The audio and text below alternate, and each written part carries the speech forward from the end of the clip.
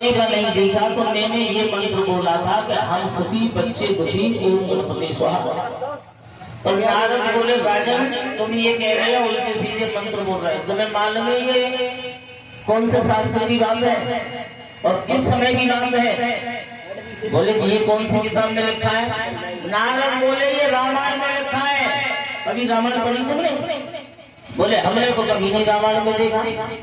नारद बोले ये उस समय की बात है कि जब राम का वनवास हो गया था तो दशरथ ने अपनी पत्नी कौशल्या से कहा था कि हे प्रिय, आज हम तो इस शासन में रह गए, हम तो सुखी हैं क्योंकि शासन में है और मेरे बेटा राम लक्ष्मण वन में दुखी हैं।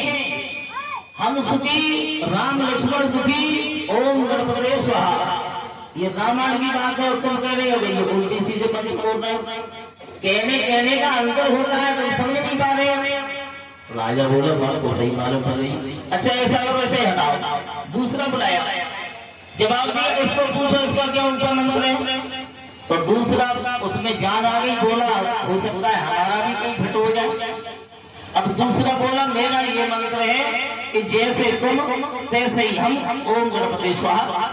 नारद जी बोले ये भी रामायण की बात है राजन, ये कब की बात है? नारद बोले ये उस समय की बात है कि जब राम की पत्नी को रावण ले गया तो राम ढूंढते हुए जा रहे थे, रास्ता में सुग्रीव मिले।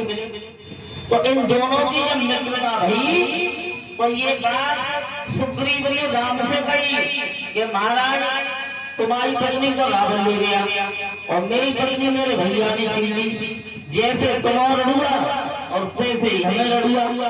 ओम गणपति स्वाहा, जैसे तुम वैसे ही हम, ओम गणपति स्वाहा। तो ये उस समय की बात है जब राम और सुग्रीव की मित्रता भई।